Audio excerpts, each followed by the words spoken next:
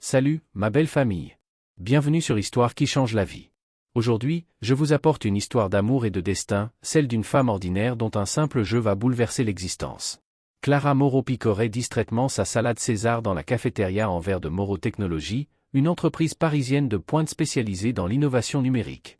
Le soleil d'après-midi traversait les grandes baies vitrées, dessinant sur les tables des reflets dorés.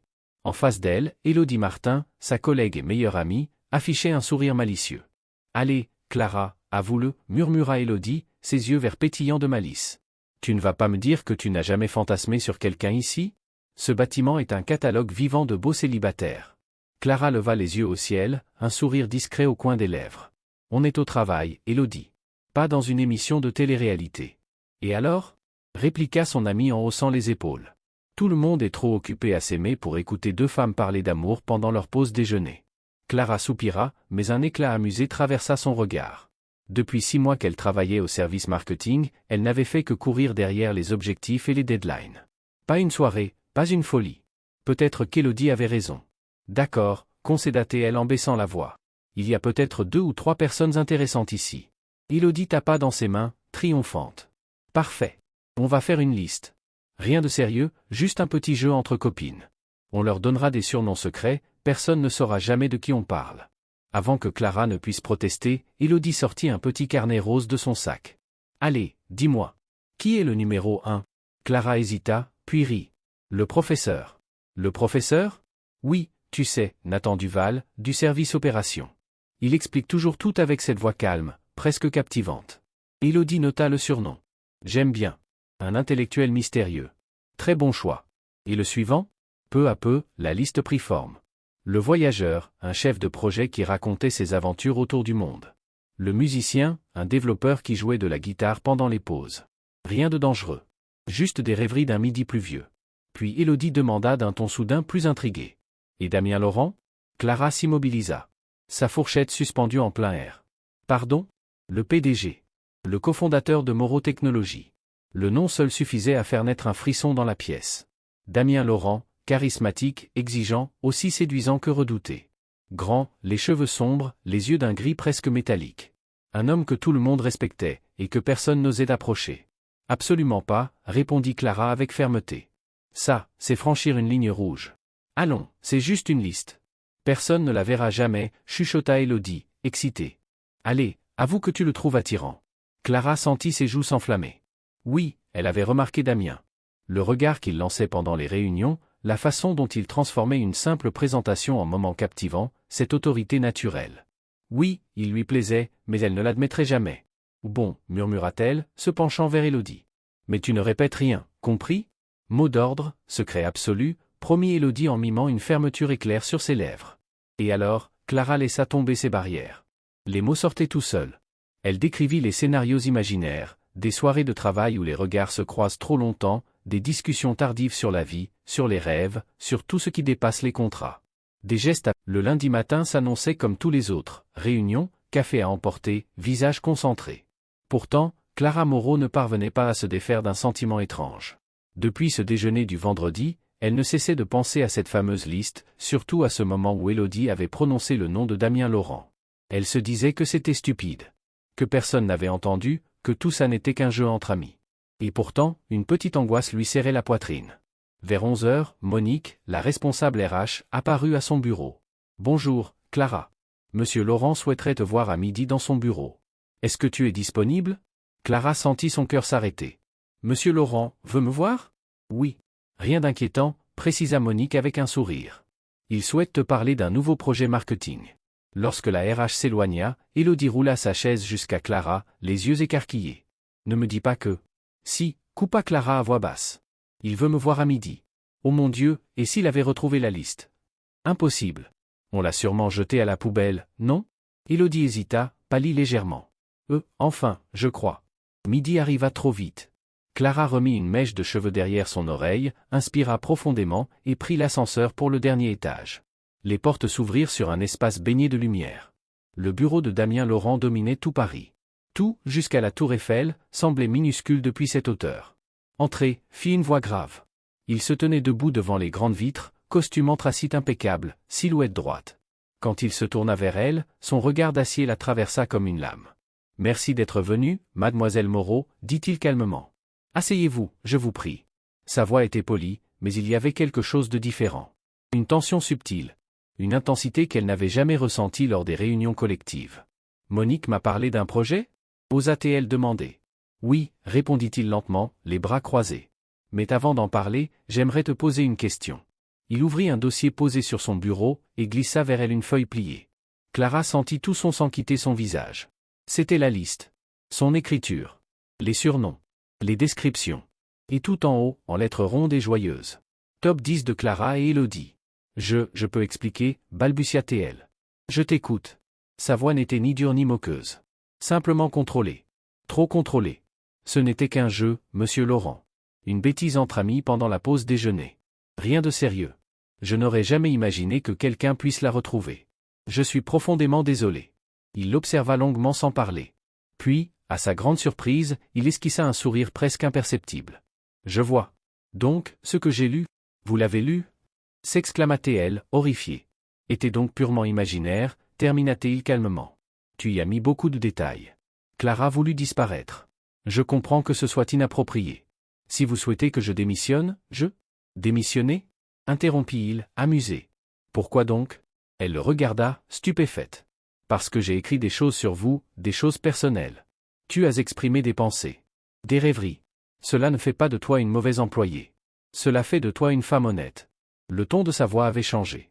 Plus doux. Plus intime. Honnête ? Répéta-t-elle. Oui. Et tu veux que je te dise une chose, Clara ? Tu n'étais pas la seule à imaginer ce genre de scénario. Elle releva brusquement la tête. Pardon ? Je t'ai remarqué bien avant cette histoire. La façon dont tu présentes tes idées, ta précision, ton enthousiasme. Tu penses être invisible, mais tu ne le es pas. Son cœur battait si fort qu'elle n'entendait plus rien. Monsieur Laurent ? Damien, corrigea-t-il doucement. Quand nous sommes seuls. Elle chercha son regard, et soudain, tout ce qui l'entourait, le bureau, la ville, le temps, sembla s'effacer. Que voulez-vous dire ? Murmura-t-elle. Je veux dire, Clara, que certaines frontières méritent d'être franchies. Pas par caprice, mais parce que parfois, deux personnes se trouvent au mauvais endroit, au bon moment. Elle sentit sa gorge se serrer. Vous êtes mon supérieur. Et si, pour une fois, on laissait les titres de côté ? Répondit-il, sa voix à peine plus qu'un murmure. Il se rapprocha lentement, puis s'arrêta à 1 mètre d'elle. Rien ne changera dans ton travail, je te le promets. Mais si tu veux savoir ce que c'est, d'être vraiment vue, comprise, désirée, toute l'après-midi, Clara Moreau fut incapable de se concentrer.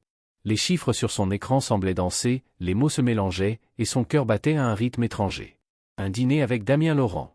Le PDG. L'homme dont elle avait rêvé sans jamais oser l'admettre à voix haute. Vers 19h, elle se retrouva devant une adresse qu'il lui avait envoyée par SMS, un immeuble élégant du 7e arrondissement, façade en pierre claire, portier en uniforme. « Bonsoir, mademoiselle Moreau », dit le concierge avec un sourire discret. Il pressa un bouton, et les portes de l'ascenseur s'ouvrirent sur un penthouse au dernier étage. Quand Damien ouvrit, elle resta un instant muette. Il n'était plus le PDG distant et parfait de l'entreprise, mais un homme en chemise noire, manches retroussées, l'air détendu et incroyablement séduisant. Une odeur de basilic et de vin rouge flottait dans l'air. « Vous, cuisinez ? » demanda-t-elle, déconcertée. « J'ai plusieurs talents cachés, » répondit-il avec un sourire. « Entre donc. » L'appartement était spacieux, décoré avec goût. Des tableaux modernes, une guitare dans un coin, des livres éparpillés sur une table basse. Pas l'univers glacial d'un millionnaire, mais celui d'un homme vivant, passionné. « J'espère que tu aimes l'italien. J'ai préparé des pâtes maison, dit-il en remuant la sauce. Vous avez fait ça vous-même ? Oui. La cuisine, c'est comme la stratégie. Il faut de la patience, du feu, et un peu de risque. Elle rit, un rire léger, presque timide. Pour la première fois depuis des mois, elle se sentait bien. Ils dînèrent à la lumière douce d'une lampe suspendue. Ils parlèrent de tout, de leur voyage, de leurs livres préférés, de la peur d'échouer. Il lui raconta comment il avait commencé Moreau Technologies dans un petit bureau sans fenêtre, comment il avait presque tout perdu 2 fois avant de réussir. Les gens pensent que le succès, c'est une ligne droite, dit-il. Mais c'est un labyrinthe. Et si on s'y perd ? Alors on trouve quelqu'un qui nous aide à en sortir. Son regard s'attarda sur elle. Longtemps. Trop longtemps. Clara sentit une chaleur familière naître dans sa poitrine. Et la fameuse liste ? Demanda-t-il, un éclat amusé dans les yeux. Vous n'allez pas me reparler de ça ? Soupira-t-elle, rougissante. Oh, si. C'est un morceau d'histoire, non ? Vous aviez noté beaucoup de détails sur moi. C'était une erreur.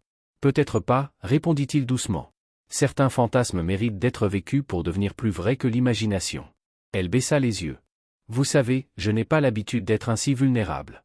Et moi, je n'ai pas l'habitude qu'on voit au-delà du PDG, confia-t-il. Le silence s'installa. Mais ce n'était plus un silence gêné. C'était un espace suspendu, vibrant de tension et de sincérité. Quand ils terminèrent le repas, Damien rangea les assiettes sans un mot, puis s'approcha d'elle. « Merci pour ce dîner, dit-elle. C'était inattendu. Ce n'est que le début. » Il leva une main hésitante, effleurant une mèche de cheveux tombés sur son visage. « Puis-je » murmura-t-il. Elle hocha la tête. Son baiser fut lent, mesuré, presque respectueux. Puis il se fit plus profond, plus vrai. Et tout ce qu'ils avaient imaginé se mêla soudain à une réalité brûlante, irréfutable. Quand elle quitta l'appartement, un sourire éclairait son visage. Dans l'ascenseur, elle posa une main sur ses lèvres, incapable de croire à ce qui venait de se passer. Ce n'était pas un rêve. C'était le début de quelque chose qu'elle ne contrôlait plus. Cette nuit-là, allongée dans son lit, elle revit la scène 1000 fois. Le regard de Damien. Sa voix basse. La façon dont il avait dit « ce n'est que le début ». Et, malgré la peur, elle savait qu'elle ne pouvait plus reculer. Les 2 semaines suivantes furent à la fois magiques et épuisantes. Le jour, Clara Moreau redevenait la professionnelle irréprochable, concentrée, précise, discrète. La nuit, elle découvrait un univers qu'elle n'aurait jamais imaginé, celui d'un homme capable d'être tendre, passionné et d'une attention désarmante. Damien Laurent tenait parole, jamais un geste déplacé au bureau, jamais un mot de trop. Mais chaque regard échangé dans les couloirs brûlait d'une signification secrète. Il lui envoyait parfois un message court, réunion à 20h. Chez moi. Avec du vin. Et elle savait exactement ce que cela voulait dire. Un soir, il se promenait le long de la Seine après un dîner improvisé. Les lampadaires se reflétaient dans l'eau, et le vent léger faisait voler les cheveux de Clara. « Tu sais ce qui me fascine chez toi ?» murmura Damien. « Dites-le-moi. Que tu continues à me dire, vous, alors que tu dors dans mes bras. » Elle éclata de rire. « Vieille habitude. Et puis, c'est vous, le patron. » « Non, répondit-il doucement. « Ce soir, je ne suis que Damien. » Elle se blottit contre lui. À cet instant, tout semblait parfait.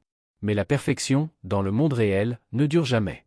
Le mardi suivant, Clara sentit une atmosphère étrange en entrant dans l'open space. Des chuchotements. Des regards échangés. Des conversations qui s'interrompaient quand elle passait. Élodie, livide, la rejoignit près de la machine à café. « Clara, il faut qu'on parle. »« Qu'est-ce qu'il y a ?»« Il y a des rumeurs. » Le mot tomba comme une pierre. « Quelle rumeur ?»« Que tu sors avec Damien Laurent. Que tu profites de lui pour avancer dans ta carrière. » Clara sentit un vide s'ouvrir sous ses pieds. « C'est ridicule. Personne ne peut savoir ? Quelqu'un vous a vu, dit Élodie d'une voix basse. Un cliché circule sur les réseaux internes.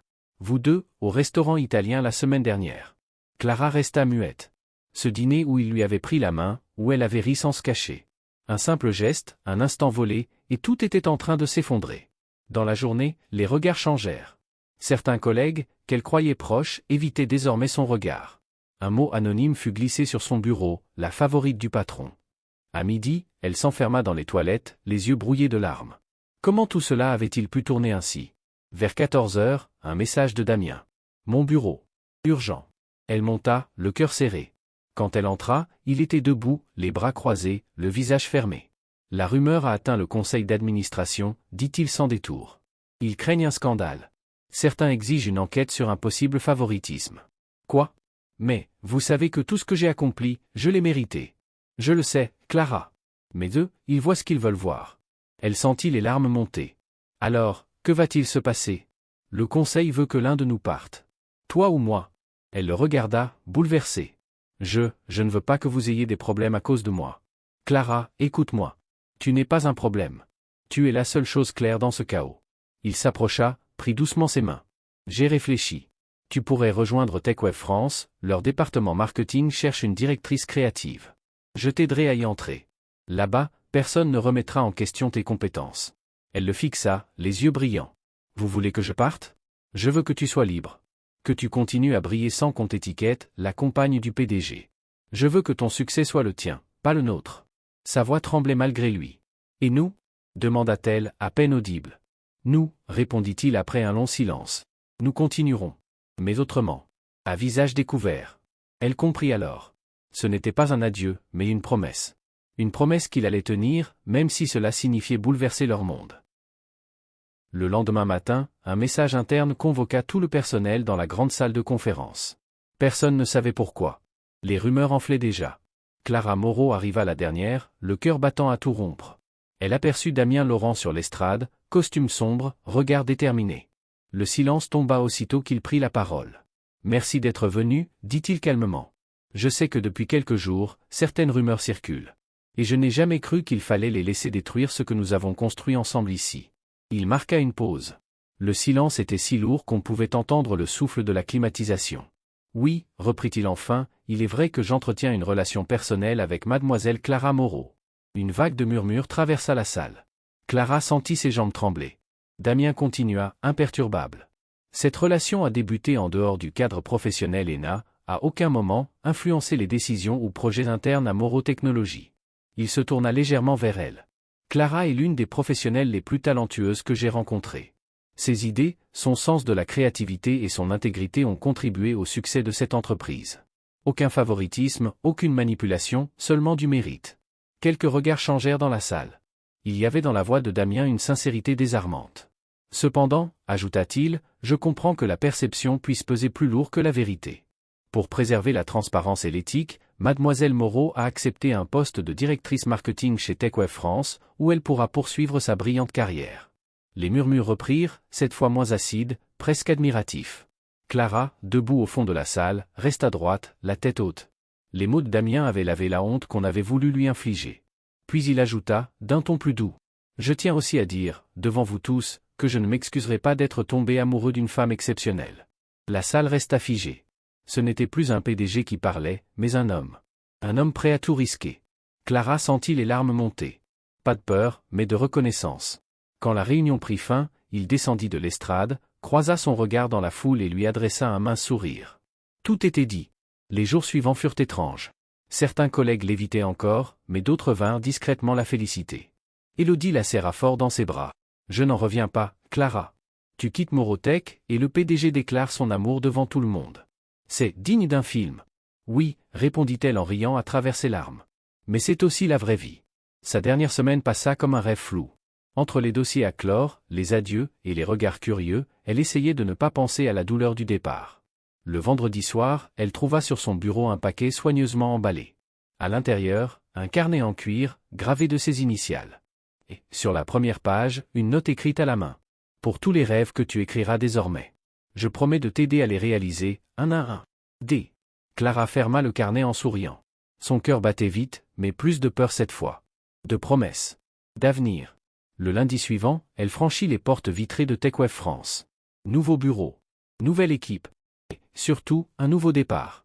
Les semaines suivantes, elle s'imposa rapidement. Campagne primée, articles dans les magazines spécialisés, un projet international remporté face à des géants.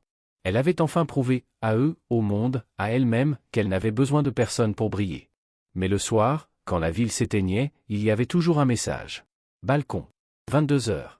Et chaque vendredi, Damien l'attendait, un bouquet de lys à la main, un sourire au coin des lèvres. L'amour qu'ils avaient caché était désormais libre. Et plus vrai que jamais.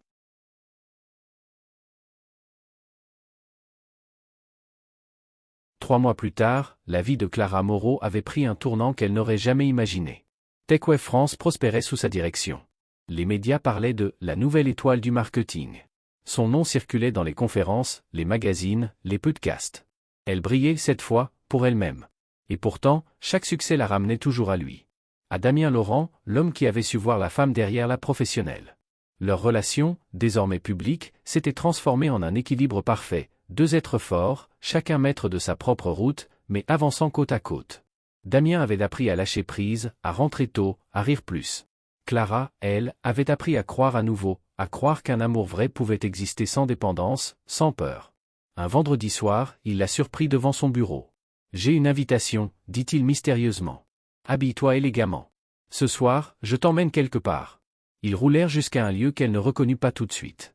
Mais lorsqu'il ouvrit la porte, elle resta bouche bée. La cafétéria de Moreau Technologies. Louée pour eux seuls. La lumière tamisée, les tables décorées de bougies. Et, sur la table du fond, une feuille encadrée. La fameuse liste. Le papier froissé qu'elle avait juré de ne plus jamais revoir.